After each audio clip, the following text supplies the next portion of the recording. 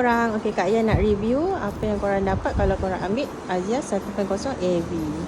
So first, Azia ni menggunakan keyless yang smart key entry lah. Lepas tu ni ada bahagian depan, lampu LED, ada sensor, ada DRL, ada skirting. Dan ni kita tengok dekat bahagian tepi. Okay, bahagian tepi tayar menggunakan saiz 14 inci. Signal dekat sini. Okay, ada skirting tepi, door pillar kali hitam. Okay, kita tengok dekat bahagian belakang.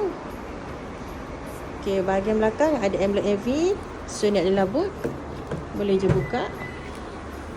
Okay, ni adalah bahagian boot belakang. Ada tempat lapik ni. And then tayar bawah ni lah. Menggunakan rim biasa. Okay, kita tutup. Kita tengok dekat bahagian belah sini. Masuk, kunci. Kita buka pintu belakang. Okay, ni adalah seat belakang lah. Seat boleh turun, korang jangan risau. Okay, kita tengok dekat bahagian depan ada keyless. Kita tengok dekat bahagian depan.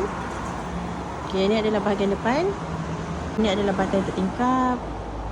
Ada banyak button-button lah. Gunakan meter digital. Okay, masuk.